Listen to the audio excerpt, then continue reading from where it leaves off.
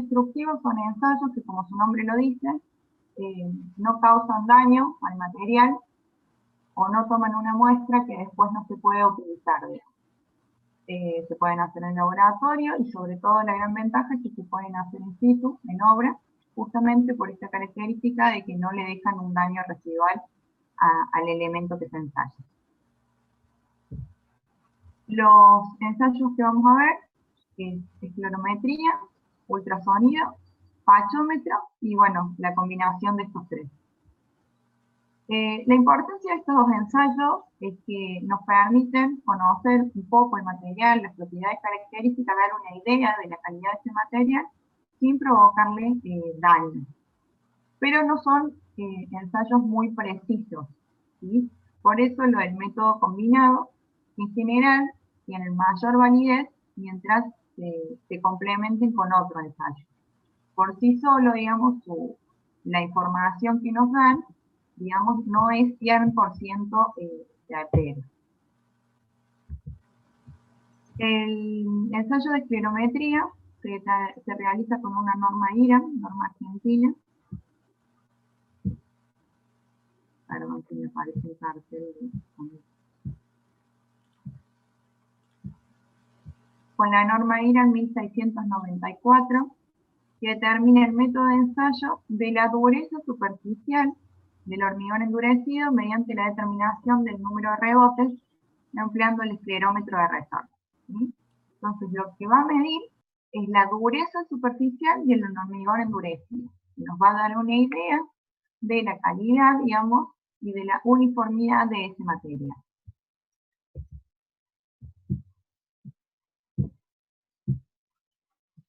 El esclerómetro es este equipo que ven ahí.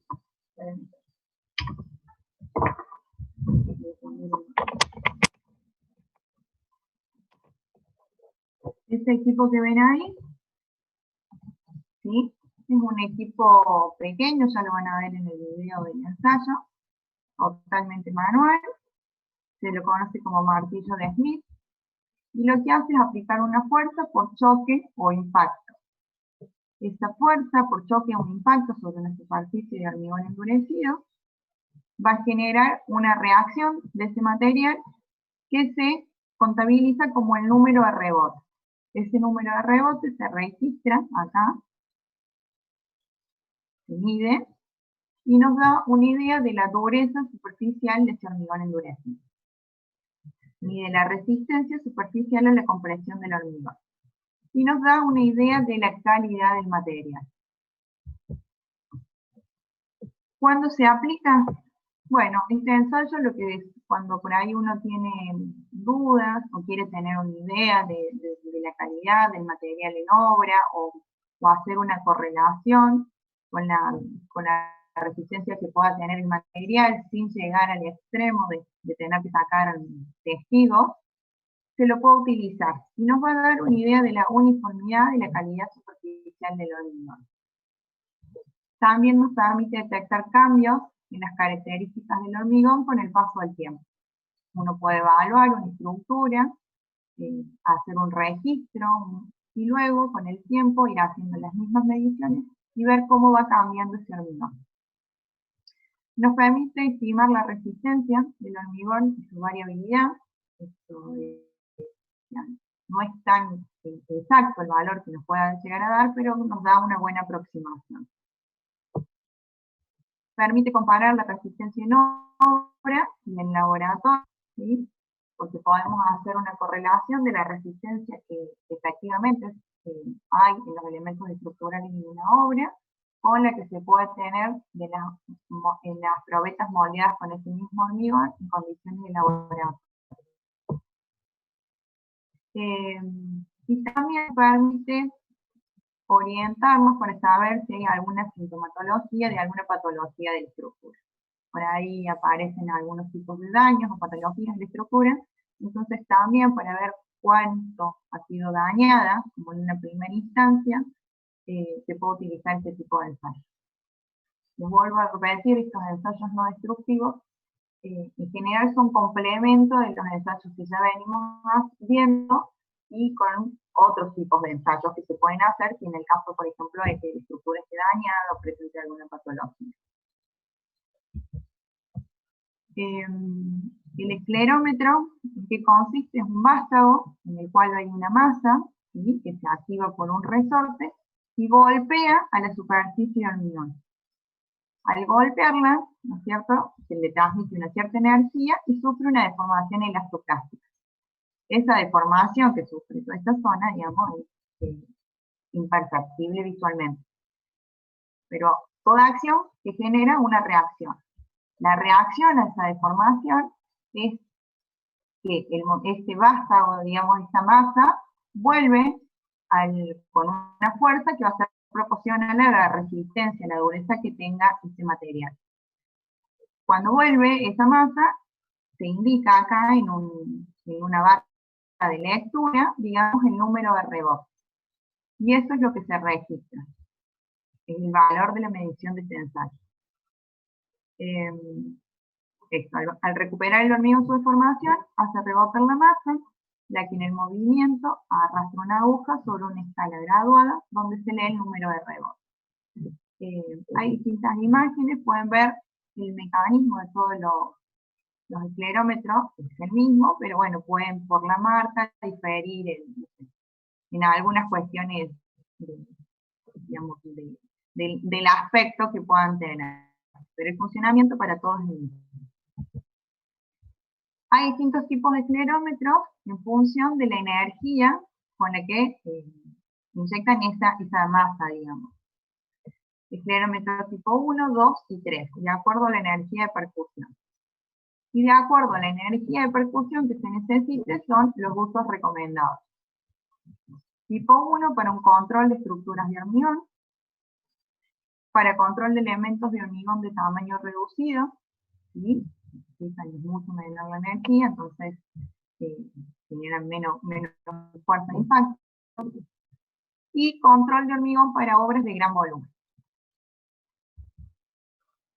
El procedimiento, lo que nos dice la norma, es que las piezas a ensayar deben tener como mínimo 10 centímetros de espesor y deben estar fijadas rígidamente, ¿sí? Que piensen que esto es un ensayo, el equipo lo que le transmite es una fuerza de choque, ¿sí? Entonces tiene que estar bien fija, porque si no la va a mover, y digamos, la medición, el número de rebotes, no va a ser certero. Tiene que ser una superficie libre de revestimiento, perfectamente plana y estar limpia. Esto es importante, la norma nos lo dice, que se tiene que comprobar la existencia de carbonatación superficial con una solución de fenolftaleína al 1%. En caso de que haya carbonatación, que es lo más frecuente digamos, en estructuras sometidas a ambiente, se debe quitar esa superficie con carbonatación, ¿sí? Se debe pulir y se debe realizar el ensayo en zonas no carbonatadas. Se debe terminar la zona de ensayo se marca donde se va a proceder a hacer las mediciones, se marca una grilla, y en esa grilla los puntos en los cuales se va a aplicar el martillo para hacer la medición. Y antes, bueno, una vez que tenemos la zona determinada, antes de empezar con la toma de valores de los ensayos, lo que se hace es comprobar la calibración. Todos los equipos, los esclerómetros, tienen un complemento que sirve para calibrarnos, ¿sí? Para asegurarnos, digamos, que la fuerza se esté produciendo como tiene que ser y los rebotes respondan a esa fuerza.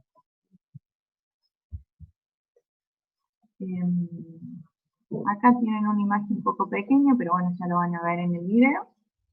Esto seguramente es una columna o algo, si se ven, se ha alado,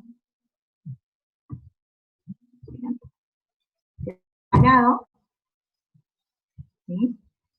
Porque seguramente ha estado expuesto, entonces presentaba signos de carbonatación. Se marca la grilla sobre la cual se va a medir y ahí el operario empieza con las mediciones. La norma dice que hay que delimitar un área de medición de 180 centímetros cuadrados, se marca una malla ortogonal con aberturas de 3×3, ¿listo? Cada uno de los cuadraditos tiene que tener 3×3 centímetros, ¿sí? Y evitando hacer esa grilla, digamos, en el borde de un elemento estructural o en zonas que presenten fisuras o discontinuidades. ¿Dónde se va a tomar la medición? En las esquinas y en las intersecciones de esa grilla. El instrumento se tiene que aplicar firmemente, con seguridad, perfectamente perpendicular a la superficie, ¿sí? Y preferentemente su superficie es vertical. En el caso que se tenga que medir algún elemento que no sea vertical, existen correlaciones para esa situación. Se ejerce presión con el instrumento sobre la superficie hasta que se libera el resorte y luego se lee el número de rebotes en la escala del aparato y se anota con el valor entero más cercano. En el caso que se produzca alguna fisura, un quiebre o algo, se debe registrar en las observaciones. Para el cálculo, se toma como medida de la zona, digamos, el número de rebotes que corresponde al promedio de 9 lecturas. ¿Bien? En situ lo que nos dice es que las 9 lecturas tienen que ser como mínimo en 10 centímetros cuadrados. ¿Sí? Y el número de rebote va a ser igual a la media aritmética de las lecturas, donde se hayan descartado en las que hicieran en más o menos 5 unidades. Siempre y cuando, después de descartarlos, como mínimo tengamos 6 lecturas válidas. ¿Sí? Si no, se tendrá que buscar otra zona próxima y realizar las mediciones, las 9 mediciones correspondientes. Es un ensayo que también, como la mayoría, digamos, se ve influenciado por muchos aspectos. Uno, como les decía, era la posición de la superficie del hormigón, ¿sí? Si la superficie sobre la cual se va a evaluar esto no es perfectamente vertical, digamos, se ve influenciado y entonces hay que tener en cuenta un factor de correlación, el cemento, el tipo de agregado, ¿sí?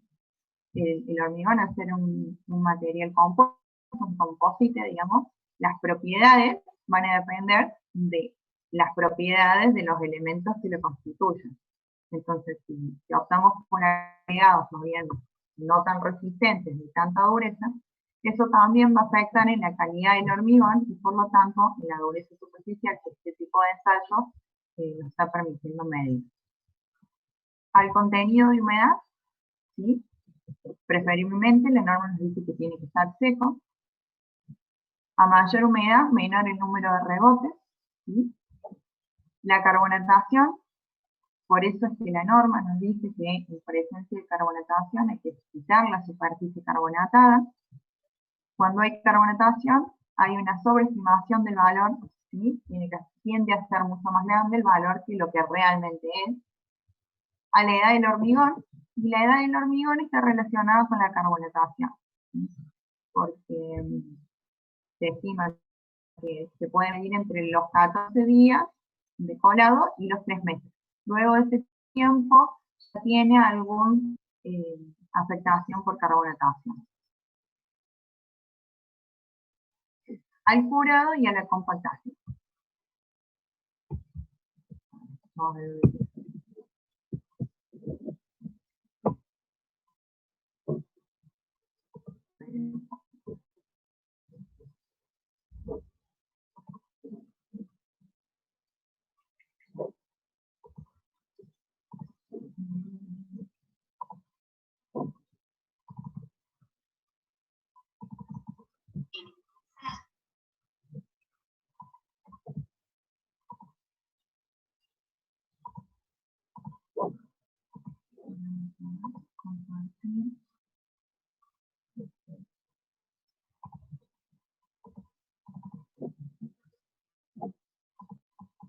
¿Ahí ven el video?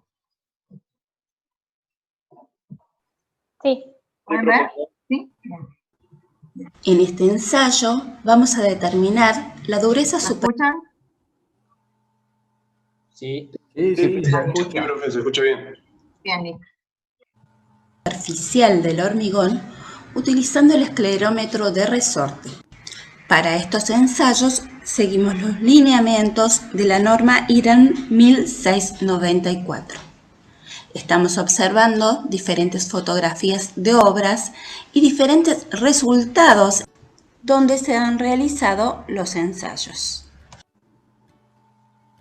Según norma IRAN, el número de rebote determinado con este método puede ser utilizado para evaluar la uniformidad de la calidad superficial del hormigón, para delimitar zonas de calidad inferior o de hormigón deteriorado en estructuras, para estimar la resistencia a compresión del hormigón y para indicar cambios con el tiempo en las características del hormigón.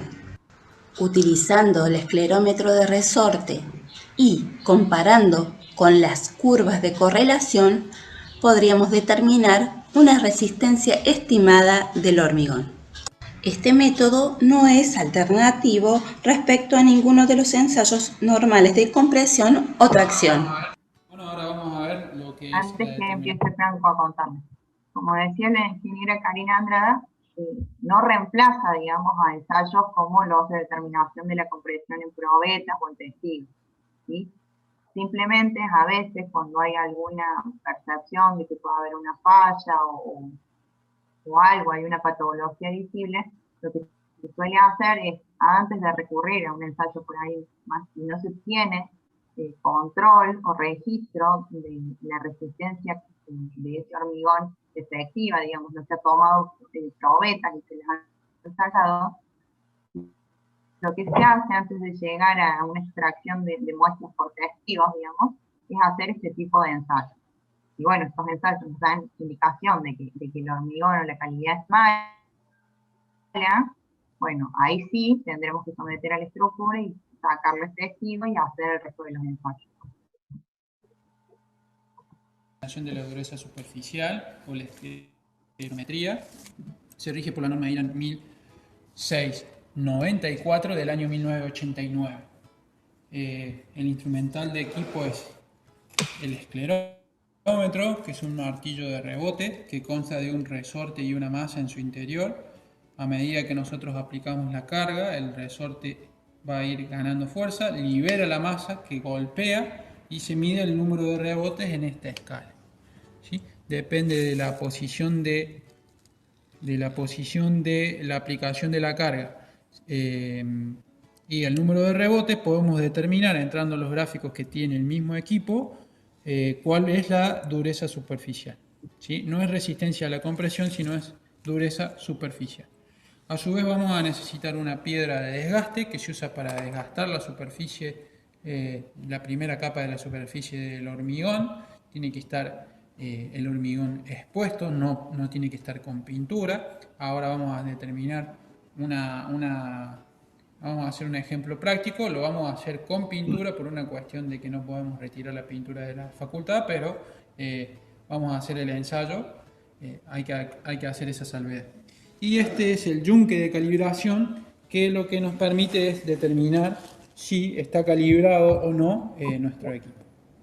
Eso es el yunque que les indica Franco, es lo que les decía, que cada equipo, cada martillo, digamos, viene con este equipo para calibrarnos y asegurarnos de que está funcionando bien.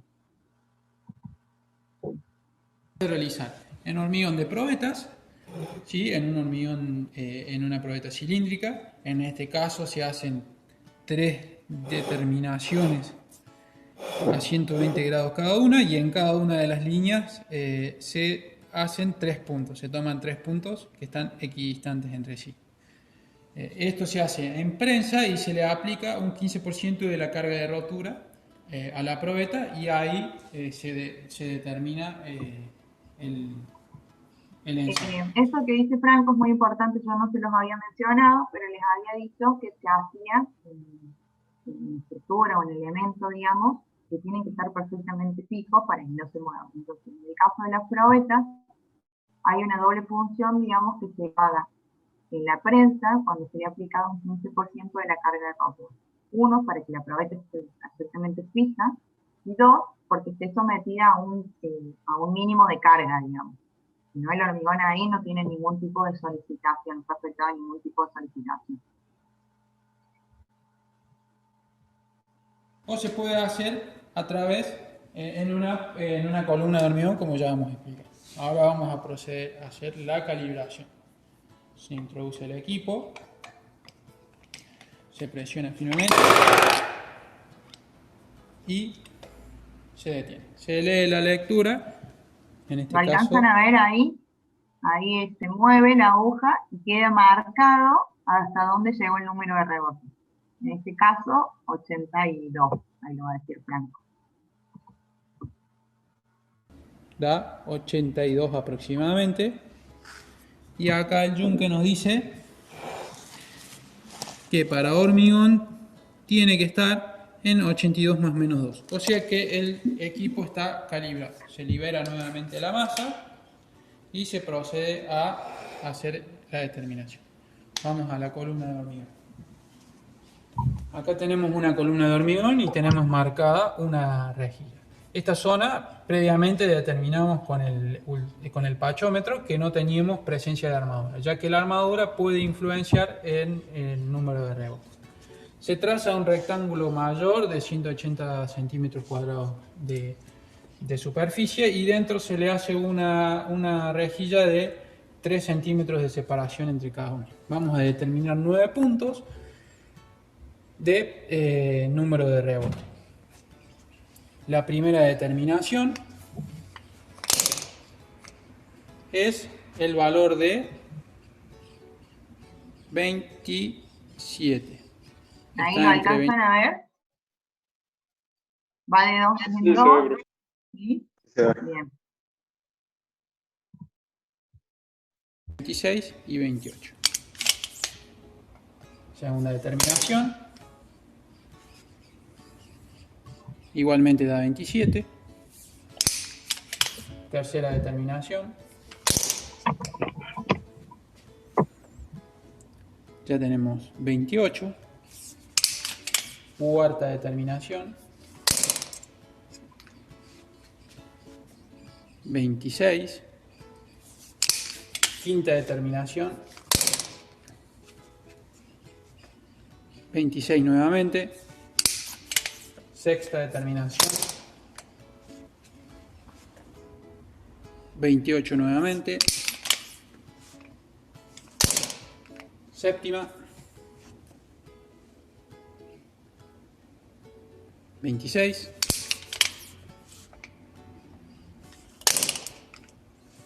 Octava. 24. Novena, aproximadamente 25. Con estos 9 puntos se determina el promedio, se los registra en una planilla, se determina el promedio y se descartan todos aquellos valores que difieran más o menos 5 de la media. Con eso, con los valores que se han descartado y los que han quedado aceptados, se vuelve a tomar el promedio y se calcula la dureza superficial. En este ensayo vamos a determinar. Bien. Volvamos a compartir la presentación. Bien.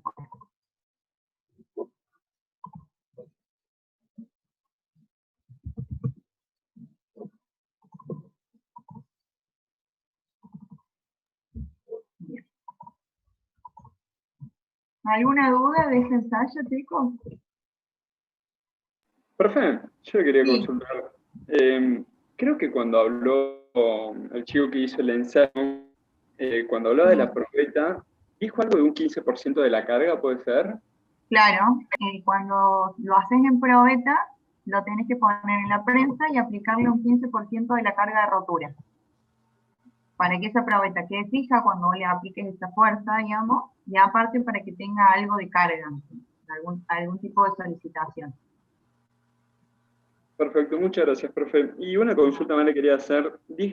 ¿Tenía marcado, puede ser, la probeta cada 120 grados, puede ser? ¿Por qué se hacen Sí, esas se hacen la medición en las probetas se hace en 3 generatrices y a su vez a lo largo de cada generatriz en 3 puntos. Viste que tenía marcado, creo que unas líneas en cada línea, a su vez marcado 3 puntos. Bueno, esos son los puntos de medición en la probeta. En Perfecto. una superficie de un elemento, lo que se hace es la grilla, donde tenés que tener las 9 mediciones, con cuadraditos de 3×3. Gracias, profe. De nada. Belén, Sí, simplemente comentar dos cositas. Una, como dijo la profe, es muy importante dentro de las características que pueden influir en la lectura. Una es la compactación. Y en el caso de las probetas, al tomarlo arriba, al medio y abajo y a 120 grados de diferencia, uno se asegura que está tomando una medición y es representativa, porque todos estos ensayos, digamos, tienen que ser representativos lo que uno hace y el valor que uno obtiene. Y el otro tema, en el video acá se ve cómo cuando levanta el equipo queda marcado el hormigón. No sé si vieron ese ¿querés que lo detalle. ponga? En alguna video... ¿Cómo? Si querías que lo pusiera de nuevo, así te digo. Dale, ponelo, así lo ven. Espera, vos ahí hablando hasta que yo llegue. Dale. La cuestión es la siguiente. Si bien la marca es muy chica la que se ve, porque realmente es muy chica la marca, uno podría pensar que para ciertos hormigones, Ahí. ahí. Bueno, fíjense cuando el operario hace la cuadrícula, que ya la profe les va a comentar qué ensayo se hace antes de hacer la cuadrícula para que sea representativo el ensayo, se marcan los puntos, estos puntos. Si yo estoy trabajando en una estructura de hormigón visto, por ejemplo, este es un ensayo que yo posiblemente tenga que elegir a dónde lo voy a hacer o directamente descartarlo. ¿Por qué? Porque la marca a la superficie, ¿sí? Obviamente, mientras más blanda es la superficie del hormigón, mayor va a ser la impronta que le deja el martillo de Smith.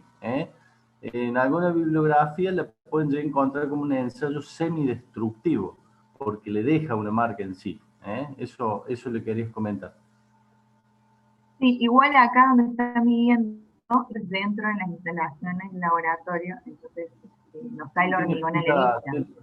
Tiene pinta de reboque más que de columna, Sí, pero por claro, la columna le han hecho algún tipo ahí de reboque o algo para que quede bonita y pareja, así que tiene esa capa, no es el hormigón en sí. Bueno, perfecto.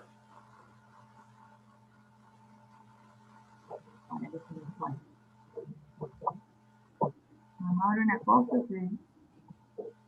Ahí no sé si alcanzaron a ver también que les mostró la posición del equipo. Obviamente, como se libera una masa, se acelera sobre el punto que está aplicado. Si la masa está apuntada hacia abajo en vertical, obviamente la aceleración de la gravedad tiene una influencia sobre esa medición. Pero si el martillo de Smith está sobre la parte inferior de una viga, por ejemplo, la velocidad de la gravedad va a tener, la aceleración de la gravedad va a tener otro efecto, ¿se entiende? Y lo mismo si está en horizontal. Entonces, en esa tabla que se ve en el ensayo, tiene los tres tipos de lectura a 90 grados. Sí, en el martillo mismo hay una tablita, que ahí está como el factor de corrección de acuerdo al ángulo de inclinación, ¿no?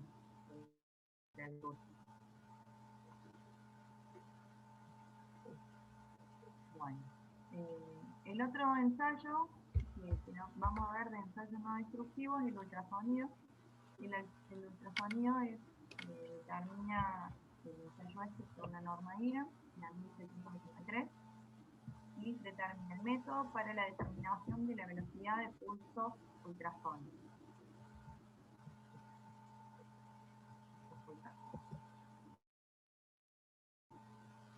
El ultrasonido lo que nos permite evaluar es la uniformidad, la homogeneidad, más específicamente, ver si hay presencia de fisuras, oquedades o algún otro tipo de imperfección.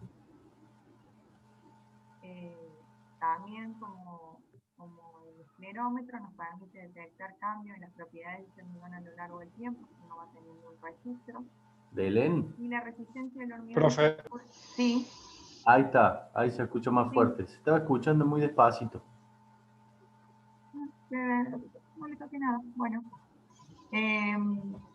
Lo que les decía, que el ultrasonido se utiliza este ensayo para determinar la uniformidad del hormigón, digamos, la homogeneidad de su material, para ver si presencia fisuras, oquedades u otro tipo de imperfección, si hay cambios en las propiedades de ese hormigón a lo largo del tiempo, si se ha establecido un registro a lo largo del tiempo, podemos ir evaluando cómo se va modificando esa calidad del hormigón.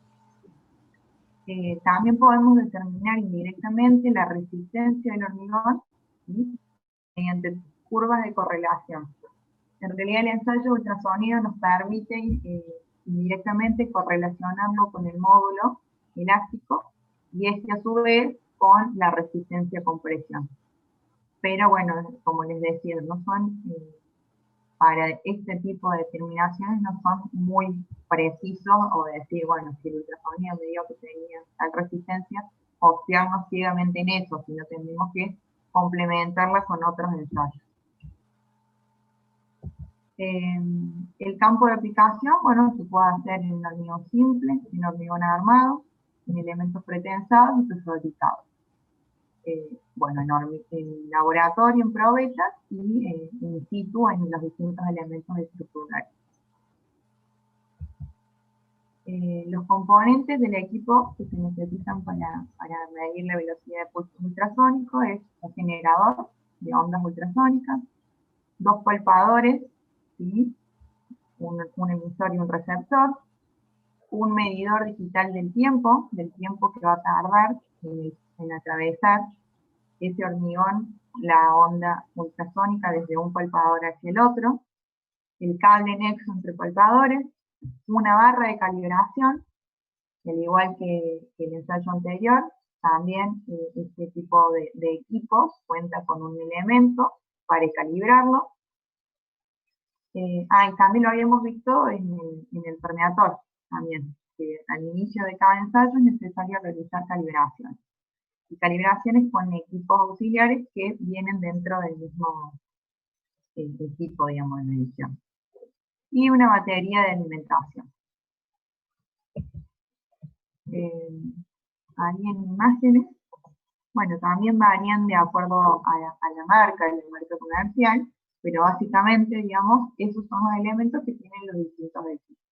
Pues pueden variar, palpadores en forma y tamaño son todos iguales, pero digamos, lo que son las pantallas, si son digitales o tienen los botones a los costados, eso va a ir variando. El fundamento, la velocidad de los pulsos ultrasónicos, va a depender de las propiedades del hormigón, ¿sí? Si tenemos un hormigón uniforme, compacto, homogéneo, va a tener una calidad, digamos, la velocidad onda va a pasar a cierta velocidad.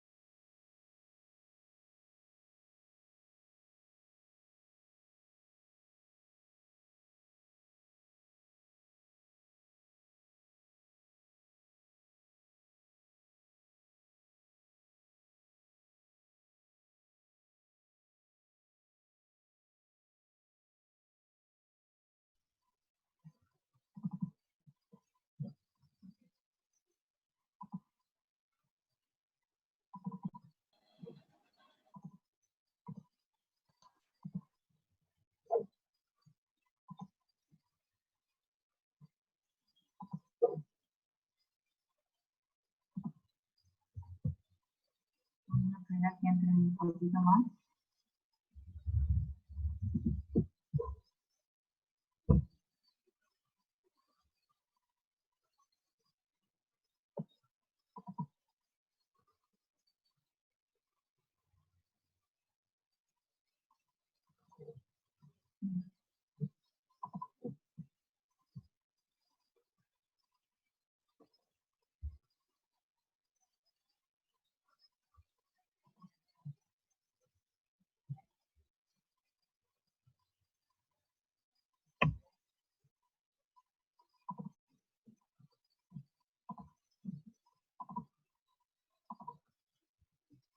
Bueno, sí.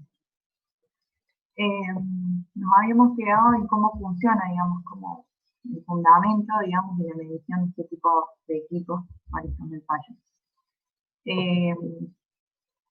La velocidad de los pulsos ultrasónicos va a depender de las propiedades del hormigón, ¿sí? De acuerdo a la calidad, la homogeneidad del material, va a ser la velocidad con la cual se atraviesa esa onda al material. Si hay diferencias en la calidad entre distintas zonas de la misma estructura, eso se va a ver reflejado por los cambios en las velocidades. Y lo vamos a poder relacionar empíricamente, como les decía antes, a la resistencia a compresión. Empíricamente e indirectamente, porque primero lo vamos a correlacionar, digamos, con el módulo y después con la resistencia.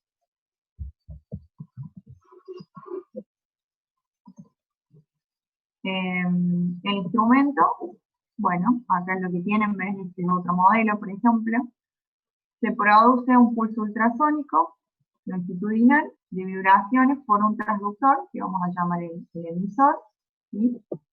Y se registra, digamos, la llegada de esa onda a través del receptor.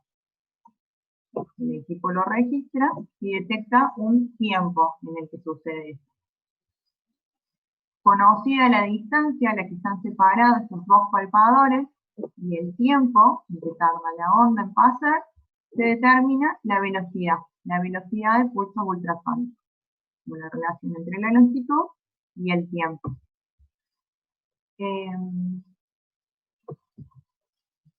Bueno, y como les decía, al principio lo que hay que hacer es, al principio de cada medición, de cada día de trabajo, lo que hay que hacer es verificar que esté funcionando bien a través de una barra de calibración. Esta barra de calibración nos dice la velocidad que tiene que dar. Entonces, lo primero que hacemos es medir el tiempo que tarda en pasar esa barra, hacer el cálculo y ver que la velocidad de cálculo sea la que está fijada en la barra. Si eso es así, el equipo está funcionando correctamente y podemos tener certeza que lo que enviamos, digamos, es el valor que corresponde a ese tipo de hormigón. Hay distintos métodos de transmisión, ¿sí? No siempre se puede medir de una forma, por la forma misma que tenga el elemento estructural, hablando en obra, ¿no es cierto? Tenemos la medición directa, que es la de donde los palpadores están enfrentados en distintas caras del elemento. Una medición semidirecta, donde están en distintas caras, pero no están enfrentados los palpadores. Y la indirecta, donde están sobre una misma cara, ¿sí? Esto supongan para un unión de, no sé, de una losa de un pavimento, ¿sí? No pueden poner los palpadores en otro plano que no sea el de arriba, el visto. Entonces vamos a tener que hacer mediciones indirectas. Semidirecta, no sé, supongan, puede ser, no sé, una columna que después tiene, no sé, un tipo de muro de contención o algo, no podemos acceder a los otros lados. Y en este caso sí puede ser, no sé, una losa arriba, bueno, no, tampoco, si no tenemos cómo llegar, una viga, ¿sí? Entonces, por eso la norma nos permite tener distintas formas de medir la transmisión de esa onda, teniendo en cuenta que siempre la longitud de cálculo, digamos, va a ser la longitud directa entre los palpadores. O sea, esta, ¿sí?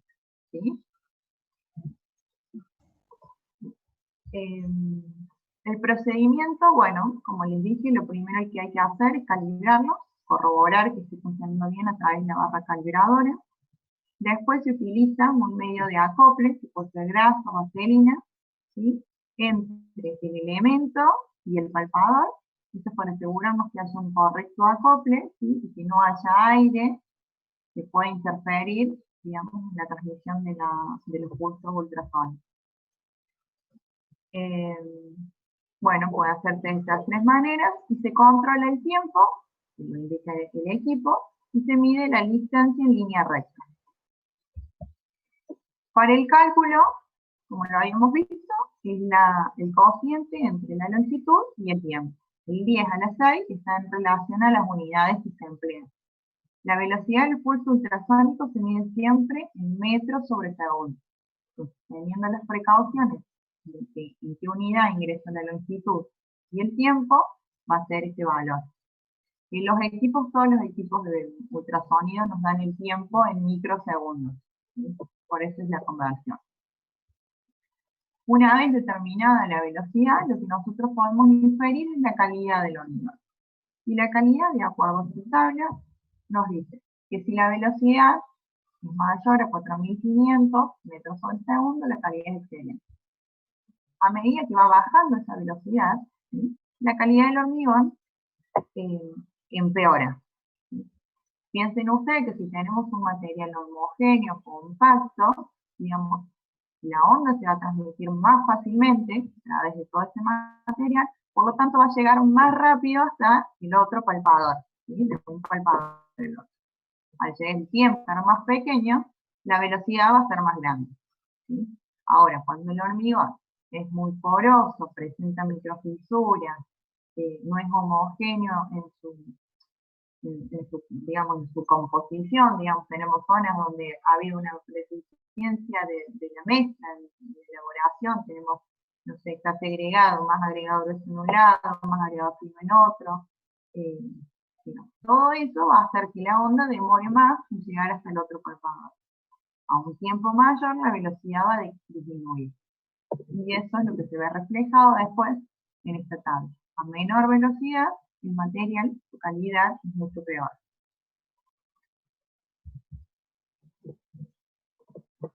Bueno, influencia de las armaduras. Bueno, como les decía, estos ensayos se suelen realizar en obra y son válidos para hormigón simple, hormigón armado, hormigón pretensado. ¿Qué pasa si tenemos una estructura en la cual tenemos armaduras?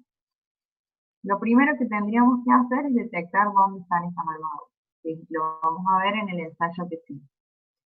Pero a veces necesitamos medir en cierta zona si hay armaduras.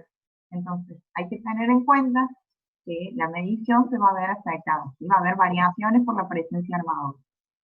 Y la variación de esta influencia va a depender si las barras están perpendiculares del sentido de paso de la onda o si están paralelas.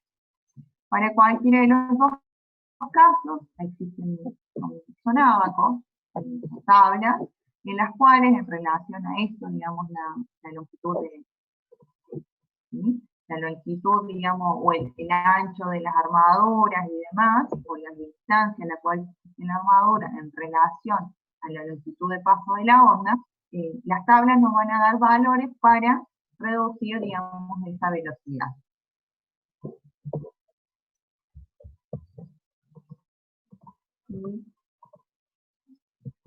¿Qué influye en la medición? Bueno, una era la presencia de armaduras, otra las condiciones de la superficie, ¿sí?, la rugosidad, si hay grietas, el contenido de humedad, ¿sí?, la temperatura del hormigón, ¿sí?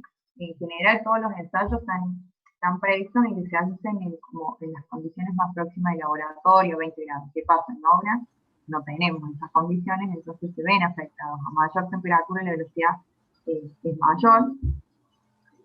A la distancia del traspaso, ¿sí?, por lo cual la norma nos establece que como mínimo tenemos que tener una separación de los palpadores de 15 centímetros. En cuanto a la forma y tamaño de la muestra es independiente, eso no va a cambiar porque estamos midiendo el material, una propiedad del material y no de la forma o tamaño del elemento estructural. va a tener influencia el estado de tensiones que presenta ese elemento, ¿sí? Si está sometido a tensiones que han sobrepasado las tensiones de servicio para las cuales son calculadas, es probable que internamente tenga microfisuras y eso nos va a repercutir, digamos, en el paso de la onda, por lo tanto en su velocidad y en consecuente la calidad del material. Y también influye la naturaleza petrográfica de los agregados, ¿sí? Los agregados son una parte muy importante del hormigón, entonces la calidad del agregado se ve reflejada en la calidad del hormigón. ¿Sí? Si tenemos materiales muy blandos, muy porosos, como agregado pétreo, digamos, también eso se nota después cuando hacemos este tipo de mediciones. Este equipo, digamos, este ensayo, lo que también permite no solo la calidad del material, es detectar y medir la profundidad de algunas fisuras, ¿sí? A través de una medición indirecta, nosotros podemos determinar fisuras que a lo mejor se ven, ¿sí? Pero no sabemos hasta cuál es el grado de su profundidad. Entonces, haciendo mediciones simétricas respecto de la ubicación de la fisura, ¿sí? Si ven acá está la fisura, ubicamos el palpador emisor y receptor a una distancia X, hacemos una primera medición, nos va a dar un T1, ¿sí? El tiempo de paso de la onda 1. Si hacemos luego una medición a una distancia de 2X, tenemos el tiempo 2.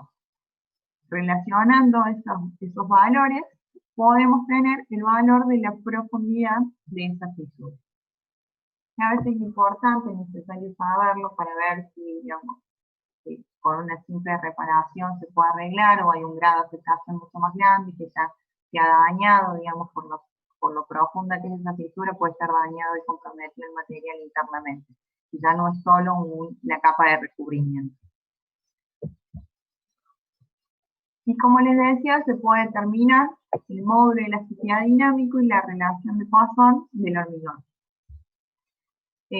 Hay una relación entre las constantes elásticas y la velocidad del pulso ultrasónico, y está dado por la siguiente ecuación, en la que ustedes, si ven, pueden sacar el módulo en función de la densidad del material, de la velocidad, ¿sí? Y del coeficiente de Poisson. A su vez pueden sacar el coeficiente de Poisson si conocen el módulo, si conocen la velocidad, ¿sí? Y como les decía, también hay valores empíricos, distintos reglamentos, normas, bibliografía en general, y a partir del módulo podemos estimar una resistencia con presión. Conclusiones de este ensayo es que, bueno, es un ensayo que se puede realizar porque cuenta con un equipo que es fácilmente transportable, ¿sí? En general todos los ensayos no destructivos, son equipos manuales que se pueden transportar, llevar fácilmente, se pueden manipular un operario perfectamente, no producen daño a la estructura, son fáciles de ejecución y podemos obtener un gran número de ensayos, ¿sí? de resultados, y podemos establecer un análisis estadístico de todos esos resultados, con la ventaja, ¿no es cierto?, de que no necesitamos dañar todo el material que vamos ensayando. Y ahora vamos a ver.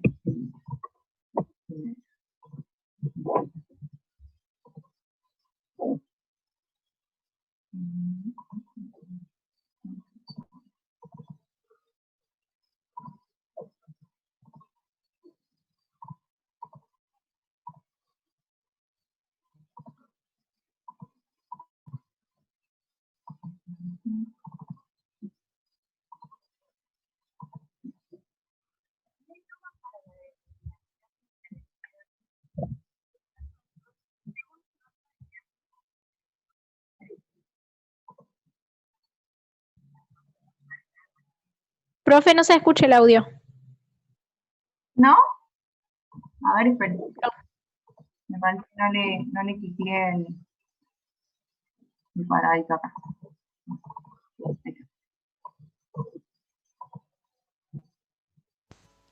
Método para ¿Ahora la sí? determinación de la velocidad de pulsos ahora sí. ultrasónicos según norma Sonido IRAM más, 1683.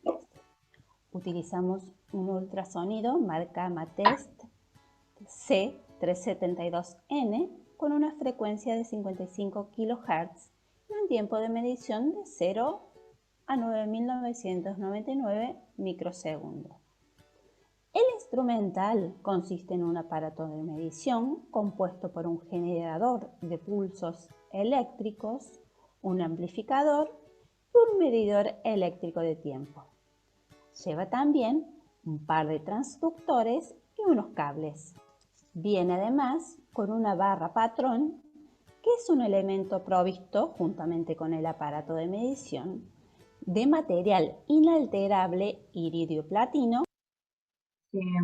Ahí, del equipo, si se fijan, es absolutamente chiquito, manual, viene con estas correas para que lo cuelgue el técnico, el operario. Y acá está la barra de calibración donde tiene marcada cuál es la velocidad que debería dar. Que trae impreso el valor del tiempo del pasaje de la onda en microsegundos, el cual debe leerse en el aparato de medición al efectuar el control del funcionamiento. Mediante la aplicación de este método se pueden determinar la uniformidad y las fallas presentes en el material y correlacionar los resultados obtenidos con la resistencia mecánica. Este método consiste en la determinación de la velocidad de propagación de una onda ultrasónica a través de la masa de hormigón y, en función de la velocidad obtenida, realizar la correlación que permita evaluar la calidad del hormigón. En obra se elige la zona a ensayar en cada una de las vigas o columnas objeto de estudio. Se determina la posición de las armaduras por medio del método auxiliar de pachometría a los efectos de minimizar la influencia de las mismas. Se buscan las zonas planas y limpias. En estas zonas se determina la velocidad del pasaje de la onda ultrasónica.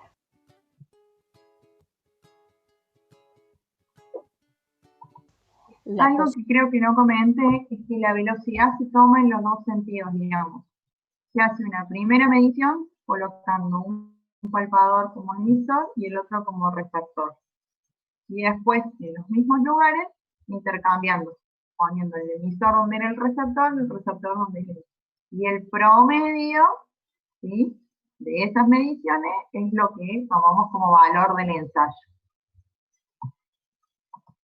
La posición de los transductores puede ser para transmisión directa con el emisor y el receptor enfrentados o para transmisión indirecta.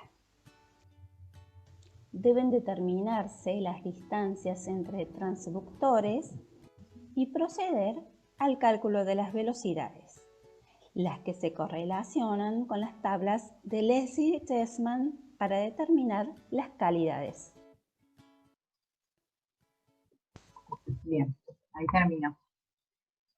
¿Alguna duda de acá o volvemos a la presentación? ¿Quieren ponemos algo? ¿No? Volvemos a la presentación. Ahora.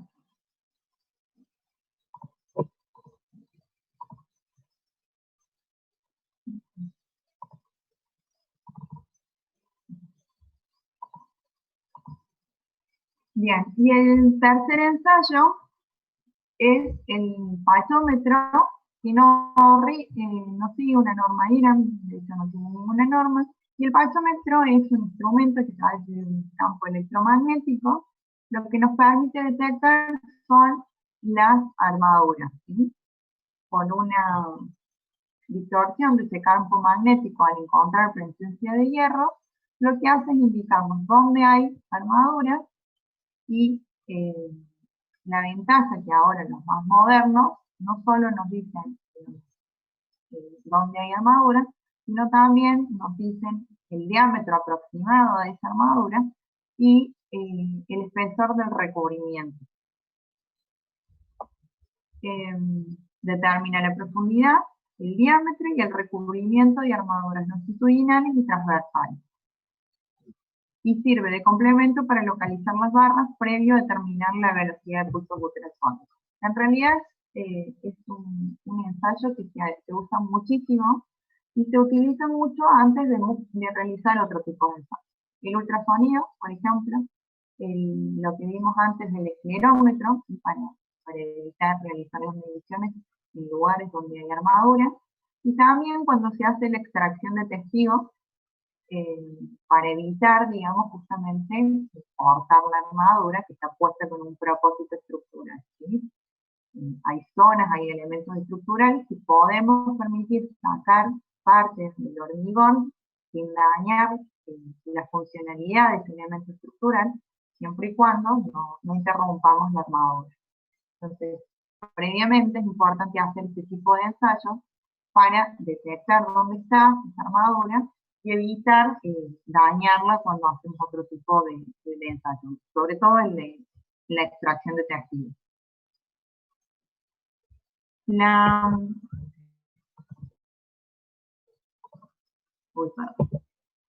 Bueno, los principales usos es esto, para detectar armadura, para ver la posición y dirección de la armadura, para determinar el diámetro de las barras y el espesor de recubrimiento. Esto también, por ejemplo, depende mucho del equipo y de la experticia del operario, digamos, para saber, digamos, el diámetro de barras. También se puede utilizar para, no sé, pongan que tienen una vivienda o algo que quieren cambiarle el uso de esta instalación y no saben, digamos, no tienen plano, no tienen conocimiento de cómo está hecha, cómo está armada una viga o algo. Ustedes de pronto ahora eran, no sé, un garage y quieren hacerle algo arriba, no sé, quieren construir algo. Entonces no saben si esa estructura que ya está planteada va a ser capaz de soportar las nuevas cargas. No tienen información de digamos, cómo está armado. Entonces podrían utilizar este tipo de equipos para ver la cantidad de armadura que tienen, en función de eso, determinar cuál es la capacidad resistente de ese elemento, y en función de esa capacidad resistente saber si puede satisfacer el nuevo uso que le van a dar, ¿sí? En caso que no, bueno, los futuros ingenieros y demás microsequistas podrán buscar otras soluciones para plantear el nuevo uso. Pero este equipo les permitiría, digamos, saber eso, sin necesidad de tener que romper o algo para saber cómo está armado ese elemento. El procedimiento del equipo se pone como un palpador, digamos, del elemento estructural, y se acciona el aparato, se va deslizando sobre la superficie, y dependiendo, digamos, de la modernidad que tenga cada equipo, nos va a emitir una señal sonora, donde nos va a indicar la presencia de una barra de refuerzo, de armadura, ¿sí? Y visualmente, esto sí depende mucho del equipo, nos va a indicar, digamos, el diámetro y el espesor del recubrimiento. En general suelen indicar un diámetro aproximado. La desventaja que tiene, que nos va a indicar si en esta zona, por ejemplo, hay armadura, pero nos va a decir un diámetro. Pero no suele distinguir, digamos, si se refiere a una única barra de ese diámetro o son paquetes de barras que se suelen utilizar cuando se diseñan los elementos. Entonces esas son un poco las desventajas. Va a decir, sí, hay armaduras, pero la precisión de qué tipo de armadura es, por ahí es relativa. Y también que la profundidad de exploración es limitada, digamos. Creo que Franco lo dice, yo no lo recuerdo, cuánto es la profundidad. Si tenemos un gran recubrimiento, no lo vamos a poder detectar. Nos pasó hace un año y medio, que fuimos a una obra grande, en realidad era un muro de contención paralelo a un dique, y tenían varias patologías. Necesitaban extraer testigos, y bueno, nosotros primero queríamos ver, digamos, en principio era como un hormigón vacío, con lo cual no tenía armadura. hicimos este ensayo, pero como la zona de afectación, digamos, es limitada, no nos marcaba nada.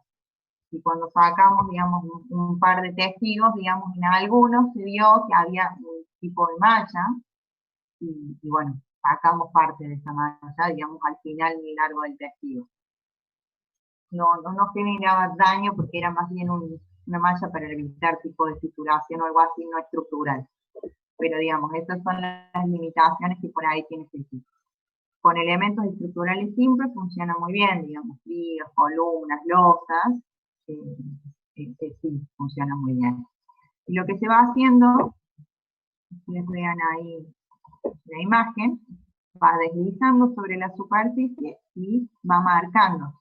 Si nos va haciendo la señal sonora que hay armadura, lo deslizamos y se va a ir marcando con una tiza, o algo que, dependiendo si se puede dejar marcado o no, se va dejando el registro de por dónde hay armadura.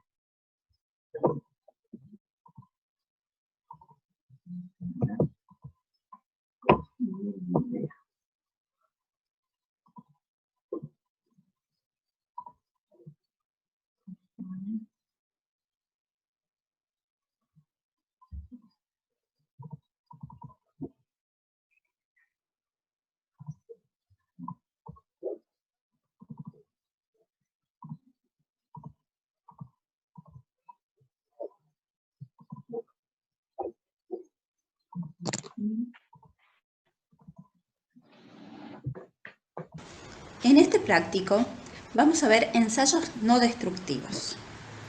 Están compuestos por ensayos en pachometría, esclerometría y ultrasonido. Estos tres ensayos son complementarios entre sí.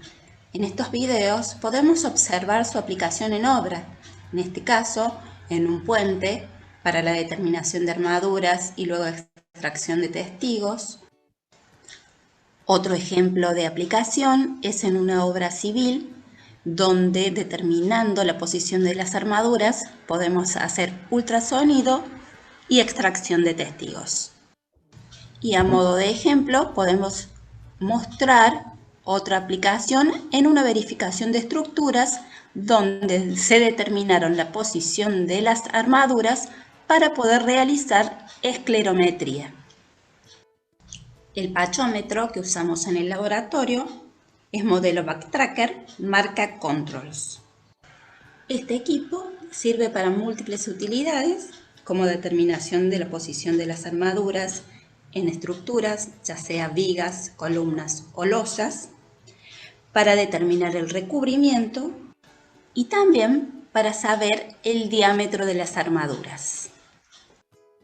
Si tomamos el ejemplo del uso del equipo en una columna, determinaríamos las armaduras longitudinales y las transversales, realizando un barrido longitudinal y transversal en la misma y realizando la malla. Ahí lo que está mostrando Karina es otro equipo. Hay dos equipos, el naranjita este por un lado y el otro que es mucho más viejito. Pero los dos son el mismo tipo, o sea, cumplen la misma función.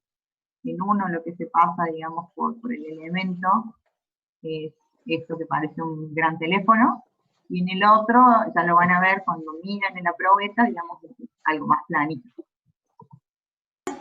Donde quedaría plasmada la ubicación de las armaduras. Podríamos determinar la ubicación de estribos y la densificación de los mismos en los diferentes puntos de la columna, como así también la separación de las armaduras.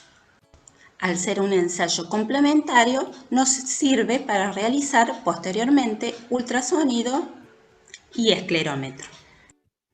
Es un ensayo que no tiene norma IRAM que lo regule.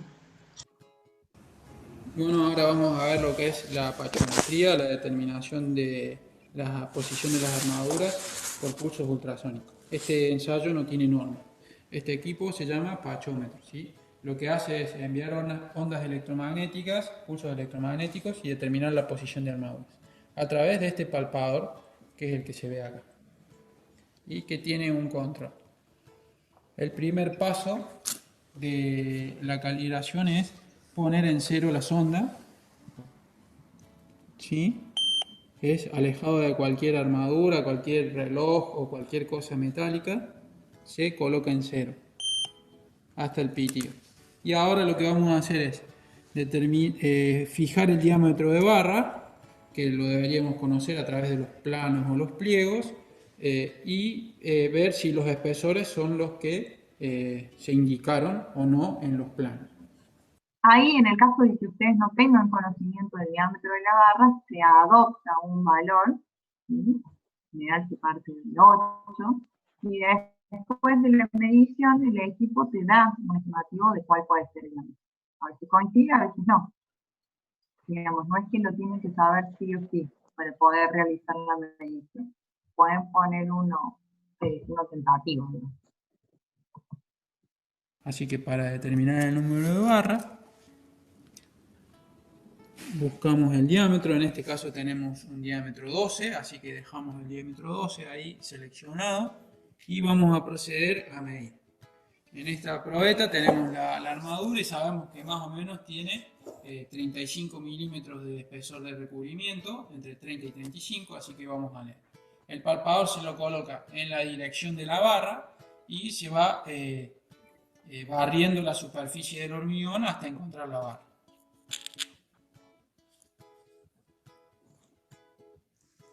Y aquí vemos cómo va midiendo, ¿sí?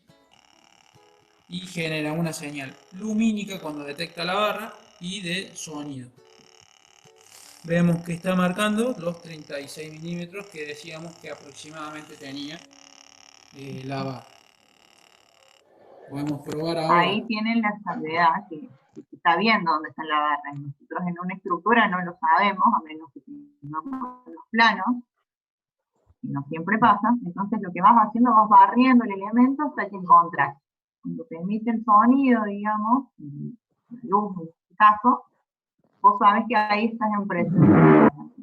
Te vas a alejar un poco para ver si está en esa dirección, y si no, te vas a ir en la dirección ortogonal para ver si está a lo largo la barra, la armadura. Y la vas a ir marcando. Un diámetro en esta otra probeta. Un diámetro 8. Buscamos configurar el diámetro 8. Tenemos 8 milímetros de diámetro y en esta tenemos aproximadamente 2 centímetros de recubrimiento. Volvemos a hacer el barrido y ahí vemos que la señal nos detecta y tenemos en principio 27 milímetros de espesor de recubrimiento. Eso se va determinando a medida que vamos realizando el ensayo y vamos marcando la posición de las armaduras en la estructura de hormigón a través con una tiza simplemente. Este equipo no tiene la posibilidad de medir mucho más allá de los 5 o 7 centímetros, es decir, que si tenemos un hormigón muy masivo no vamos a encontrar una barra que esté muy abajo, muy adentro de la masa del hormigón. Es simplemente para determinar los espesores de recubrimiento. A continuación, mostramos un modelo de informe realizado para determinar la ubicación de armaduras en tabiques de hormigón armado en una estación de servicio de la ciudad de Córdoba. Se observa la distribución de armaduras horizontales y verticales y la distancia entre ellas.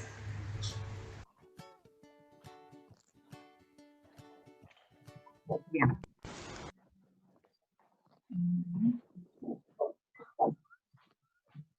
¿Alguna duda del video? ¿No? Esperen que se me sale.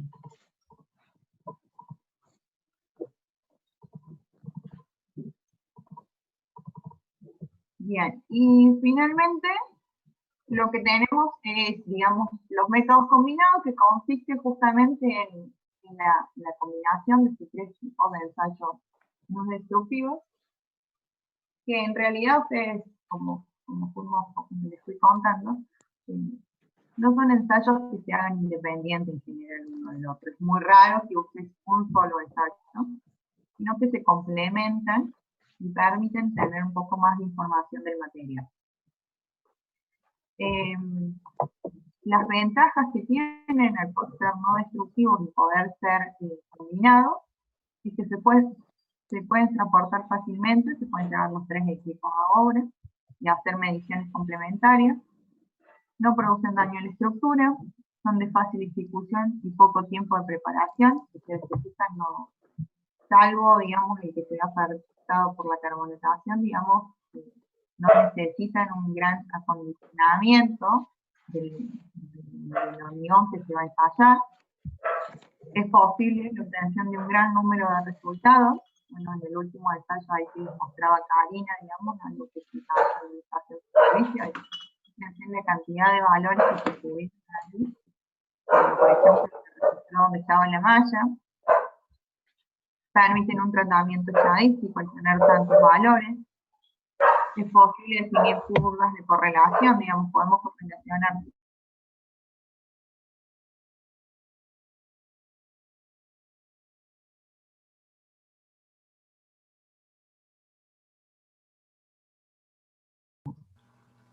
Estuve hablando todo el tiempo sin audio. Qué bien. No, sí, es un segundito. Ah, ok, bien. Bueno, lo que les decía es que, bueno, la ventaja de estos ensayos, digamos, que nos dan una gran cantidad de valores que podemos complementar con otros ensayos que por ahí no es factible hacer un gran número de muestras de ensayos. Entonces, es posible definir curvas de correlación, digamos, si nosotros tenemos un registro, por ejemplo, de ensayos mecánicos que se han hecho en probetas moldeadas antes de que o durante la ejecución de la obra, y después vamos midiendo, digamos, la calidad del material en el tiempo, podemos ir correlacionando esos valores.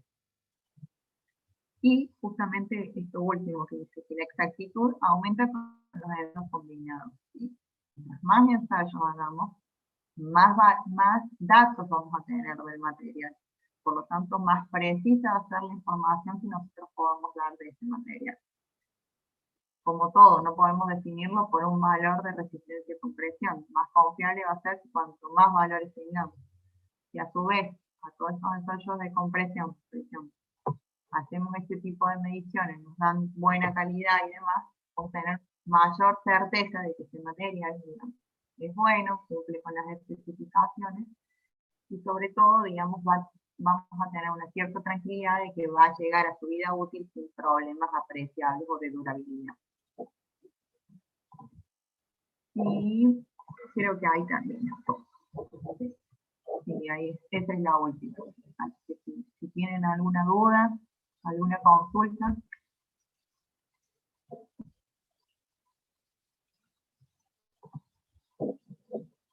¿Ninguna?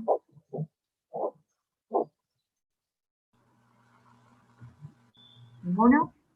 Hablen ahora, callen para siempre. Sí, profe, el próximo parcial de esto va a ser todo conceptual, ¿no? ¿No va a haber ejercicios? Sí. No, Perfecto. pueden llegar a tener velocidad.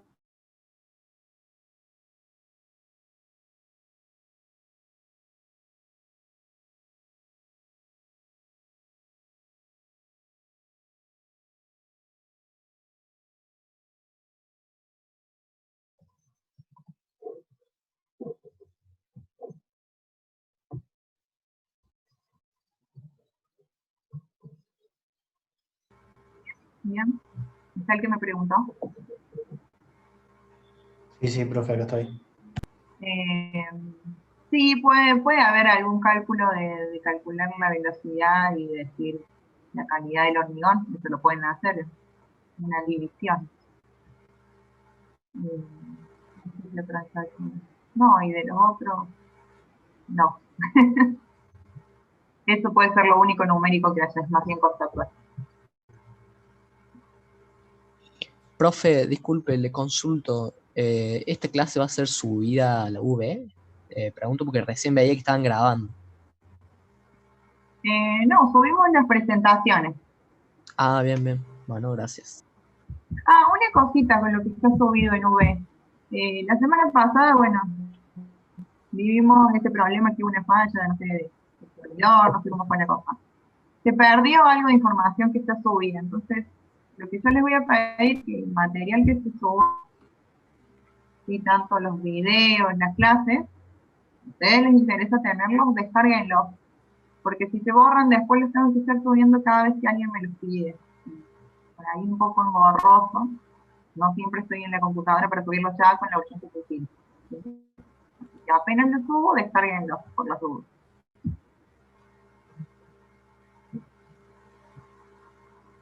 No sé, Cristian, ¿quieres decir algo?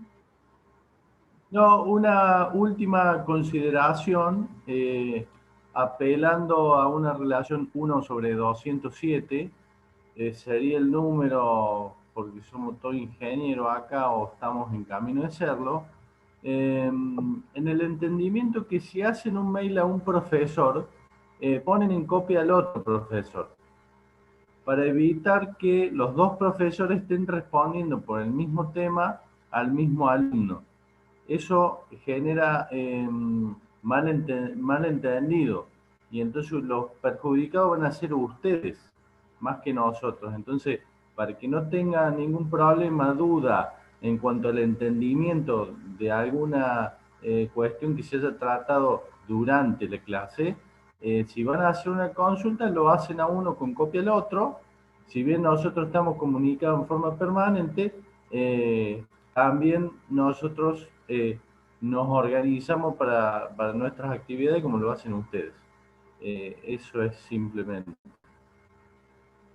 Sí, y a mí que me llegan muchos mails, por favor, pongan el nombre, porque se figura un legajo, @FRC, y no me dicen quién son, y yo contesto igual de la mejor manera, pero sería bueno saber a quién me refiero.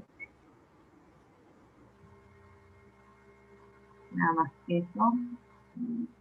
Y bueno, si si no ustedes tienen ven algo alguna raro, otra la UV no está pregunta. Sí, la UV no está funcionando bien. O sea, si ven algo raro, lo que vale es lo que hablamos acá en clase todos. Y si no, los canales de comunicación se les va a subir algo en autosesión o algo. No se va a tomar una decisión de algo sin comunicárselo. Claro. Profe, una consulta. Perfecto. De uno de los ensayos. Sí. En el ensayo del esclerómetro para medir la dureza superficial, habían nombrado que antes se usa el pachómetro para saber si hay armaduras en esa zona. ¿Cambia el valor de la medición si tengo una armadura a más de 30 milímetros atrás de donde estoy realizando el ensayo, o es en caso de que estén muy superficiales? No entendí. Mirá, no, lo que consulta es si suponete usar justo el martillo de Smith, el esclerómetro, sobre una armadura, digamos, a un recubrimiento de 30 centímetros. Todos estos métodos dependen de la densidad, como ya se habrán dado cuenta.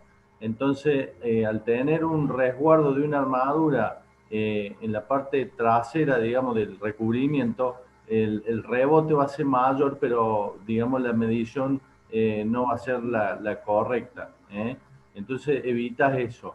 Y recuerden también que también hay una cuestión de tamaño máximo respecto del espesor de recubrimiento de una estructura. Eso ya lo vieron el año pasado. También tiene influencia, como le decía la profe hace un rato. Entonces, por eso la secuencia sería: primero usamos el pachómetro, detectamos las armaduras, y después usamos el ultrasonido, y después usamos el esclerómetro.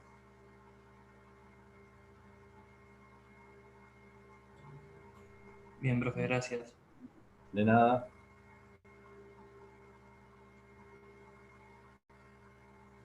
¿Se escucha, profe? Sí, ahora te escuchamos, Ezequiel. Bien. Una pregunta, no tiene que ver con esta clase. La verdad que me ha surgido la duda en la semana. No me quedó bien claro. La consulta, entonces, si no es de esta clase, 1.000 pesos la consulta. Y barata, bueno, páseme SBU, así le deposito. Ningún problema.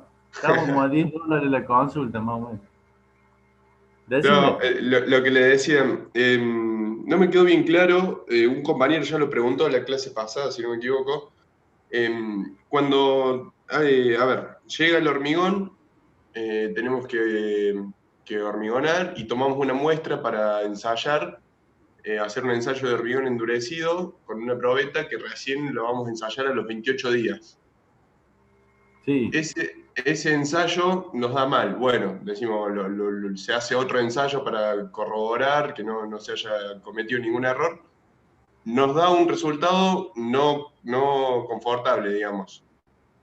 Sí. Se avisa a la fábrica nos dice no hubo ningún error, el error estuvo dentro de la obra. Sí. ¿Qué se hace con esa estructura que ya prácticamente está endurecida? Porque ya han pasado 28 días, digamos, 30 días, 25, desde que se colocó. ¿Qué hacemos con eso? Mira, no sé si quieres responder vos, Belén. No, decime. Mira, básicamente, acá en el relato tuyo hay un tremendo lío, vamos a decir, en Córdoba se dice de otra forma. ¿Por qué? Porque empiezan a intervenir muchos actores. Un actor es el productor de hormigón, el principal. Otro, el receptor del hormigón, el cliente. Y después están los contratistas. ¿Por qué? Lo primero que hay que hacer, que es fundamental, buscar el remito. Que esté remitado perfectamente el hormigón que se recibió en obra. ¿Por qué? Porque ahí nos dice las características y tenemos que saber que lo que compró el cliente es lo que entregó el productor. Eso es lo primero. Después de eso, habiendo hecho las probetas y habiendo encontrado la trazabilidad al hormigón, acuérdense que vimos la otra clase, modo 1, modo 2, y la influencia que tenía el director de obra o el responsable de revisar registro, verificar que se haya pesado en planta y se haya entregado el material que se contrató. ¿Está bien? Eso por un lado. En la obra podemos investigar también, dentro de lo que es la técnica constructiva utilizada, cuáles fueron los pasos seguidos y si hubo alguna alteración del producto que se entregó.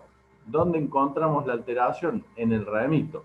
En el remito se encuentra la cantidad de agua agregada en el hormigón y algún aditivo si lo hubiera. Asimismo, podemos encontrar lo que es el tiempo de llegada a obra y el tiempo de descarga, ¿sí? Y el tiempo de salida de planta. Ahí nosotros podemos ver y comparar tiempos de fraguado, ¿está bien? Hace, por decir una exageración, el hormigón se mezcló, no sé, a las 8 de la mañana y llegó a las 4 de la tarde a obra, y bueno, excedimos el tiempo inicial de fraguado, y todos ustedes ya están en condiciones de decirme, no, profe, ya rompimos los geles, los productos de hidratación, y por tanto tenemos disminución de resistencia. Y lo otro, que si le agregaron agua, ustedes saben que en obra el contenido de sedimento de un hormigón elaborado no lo vas a modificar, o no se debiera, pero sí es muy probable que se modifique el agua. Por tanto, toque la relación agua-sedimento, por tanto, toque la resistencia. ¿Bien? Bueno, dicho esto, lo otro que hacemos es decir, bueno, una vez que está todo verificado, que se hizo todo en forma perfecta, yo tengo que saber si la obra también estuvo densificada como corresponde, porque el hormigón mal colocado me puede dar indicios de baja resistencia y bueno, y tener un problema. Entonces por ahí, cuando yo hago el ensayo de compresión de probetas, también tengo que hacer peso de la unidad de volumen para saber que de la dosificación original, que yo lo puedo ver con el productor de hormigón, tenga una dosificación que esté en un rango de peso de unidad de volumen que sea el que corresponde. ¿Está bien? Y después de eso, una vez verificado eso, lo que yo puedo hacer es ocultar con ensayos no destructivos, y si me queda un juego de probetas, hacer esto que se hizo en los videos, en obra y en la probeta, y correlacionar, como decía la profe recién. yo puedo agarrar una probeta, puedo hacer todos los ensayos no destructivos, no estoy modificando la estructura, y después ensayar esas probetas que me quedaron. De esa forma yo voy a correlacionar resultados. No voy a calcular resistencia con un ultrasonido, pero es muy probable que pueda saber el grado, digamos, de compactación que tenga, de densificación, y por tanto hace una correlación. Como yo tengo eso, que ya lo hice en el laboratorio, cuando voy a obra con los ensayos no destructivos, yo puedo dar una idea de qué relación hay con esa resistencia que se obtuvo en el laboratorio. Si eso no satisface al cliente, paso siguiente, no queda otra, testigos. Para eso también vamos a necesitar del calculista, y vamos a necesitar de el pachómetro, porque yo estoy necesitando saber la resistencia del hormigón, no del hormigón armado.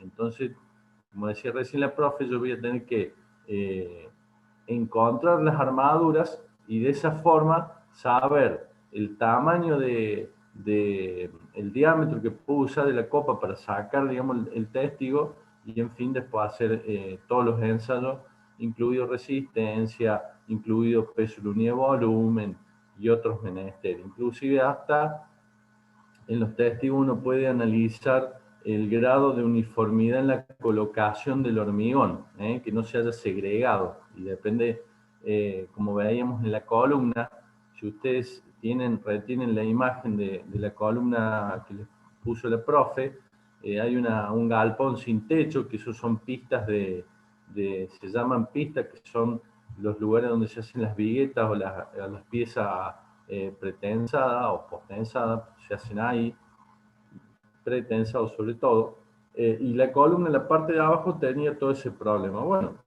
yo ahí puedo haber tenido muchos problemas, no solamente una cuestión, digamos, del hormigón, sino puede haber sido una acción, digamos, cuando se demolió esa estructura. Entonces hago un estudio en ese lugar, en el medio de la columna y la parte superior de la columna. Y para eso yo no puedo, digamos, sacar un testigo y romper la armadura y que después se me termine colapsando la estructura. Tengo que tener cuidado. Entonces, primero que nada, saber que yo para sacar la probeta tengo que dejar pasar un cuarto del camión, y antes del cuarto último, para sacar las probetas. Las probetas que voy a sacar va a ser en función de el tipo de análisis que yo quiero hacer. Mínimamente 2 probetas por edad de ensayo, por camión de recepción. Muchas veces se utiliza un estimador de resistencia, y saco probetas a 14 días, y yo ya sé cómo va a ir el hormigón. Inclusive si le tengo desconfianza al productor hasta que lo conozco, saco juego de 6 probetas, ensayo a 48 horas o a 7 días, y a 14 yo ya tengo una tendencia, ¿sí? Esas son las cosas que se pueden hacer. Y después, bueno, las consideraciones con los estructuralistas, las consideraciones con el cliente, abogados, médicos y demás, que entra en todo cuando tengo un problema de ese tipo. Y yo, o sea, tal cual, lo único que, la salvedad que al principio vos tendrías que asegurarte que, digamos, que la otra parte, porque vos me decís, a mí me dieron las probetas mal. Bueno, la empresa también debe tener su registro de ese mismo hormigón y ver si a ellos, digamos, le dio bien o le dio mal. Porque si no, si a ellos le da bien el mismo hormigón, bueno, habrá que ver, digamos, de su parte, qué es lo que pasó con todo lo que dice Cristian, digamos, al ver desde el modo constructivo y demás. Y en el caso de que sí no se llegó a la resistencia en los especificados, bueno, dependerá también del tipo de obra que te permita cierto margen, digamos, en cuanto al especificado.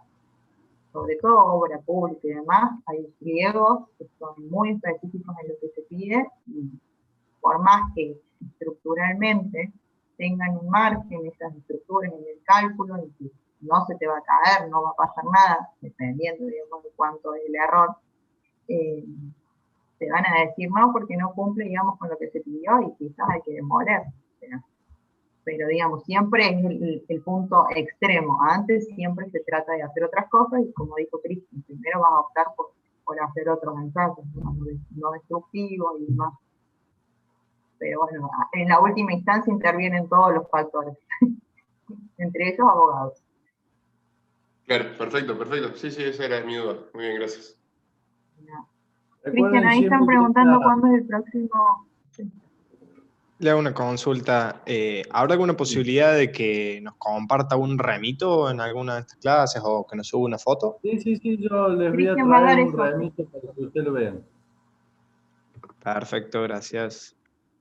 De nada. El próximo evaluación práctica, por lo que veo en el programa, es el 7 de octubre, para los que preguntaban. Y las evaluaciones van a ser a las 5:30 de la tarde, para no quitar hora de la clase. Perfecto. Ahí hay una pregunta de un alumno que dice sobre el tema planificación. Hay dos temas que están ahí bollando, que son hormigonado en tiempo frío y caliente y caluroso. Ya lo vamos a dar más adelante, no sea un problema. Que son dos temas que se dan, se toman y con eso se aprueba o no la materia. Bien.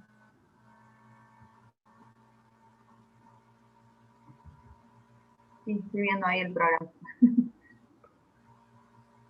Bueno, ¿alguna otra pregunta? Profesor, ¿puede repetir eso del último que dijo?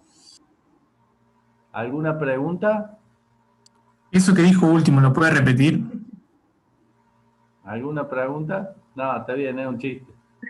¿Sobre qué? Esas dos cosas que hay que aprobar la materia. Mira, hormigonado en tiempo... Yo siempre les digo una cosa. Hormigón, digamos, tecnología del hormigón, está toda relacionada. Desde la primera unidad a la última.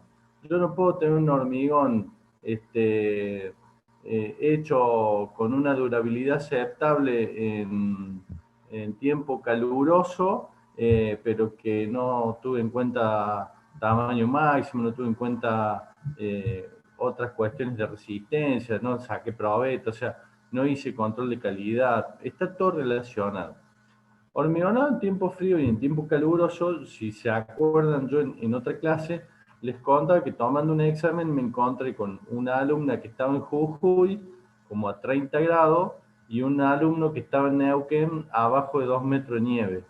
Y los dos, digamos, tienen títulos de habilitación nacional. Entonces son temas de suma importancia, porque ustedes apenas salgan el primer día nomás de ingenieros, inclusive hasta les puedo asegurar que antes, van a tener que vérsela con el tiempo frío, con el tiempo caluroso. En Córdoba, por ejemplo, tenemos amplitudes térmicas que te pueden llegar en estos días que está alrededor de 20 grados y en verano tranquilamente en 25 y por qué no 30 grados en algunos lugares. Entonces todo ese tema es muy importante. Y después, ¿por qué? Porque tanto tengo que cuidar yo las estructuras cuando estoy llenando las estructuras, o sea, con el hormigón en estado fresco, porque todas las propiedades después en estado endurecido se basan en el comportamiento inicial del hormigón en estado fresco. Si en estado fresco, digamos, no sé, se sometió a congelamiento y deshielo en edades tempranas, y bueno, endurecido y después la probeta no me va a dar, o un pavimento que se va a romper. Lo mismo en una exudación en un tiempo caluroso, cuando por ejemplo va a suceder que haya mucha exudación y la capa superficial del hormigón tenga un desprendimiento. No tengo problema de resistencia, pero sí voy a tener un problema de confortabilidad en el manejo, y son cosas que ustedes, el que se dedica a la parte vial, las va a tener como premisas en el diseño. Entonces son temas que son muy importantes. Por eso le decía yo que tanto calidad como estos temas y durabilidad, que el próximo teórico que se viene, son de suma importancia. Gracias, profe. No, de nada. Son 500. Ah, no, estamos en horario todavía. Hasta las 8:30. Después empezamos a cobrar con la profe. Bueno, ¿alguna duda más?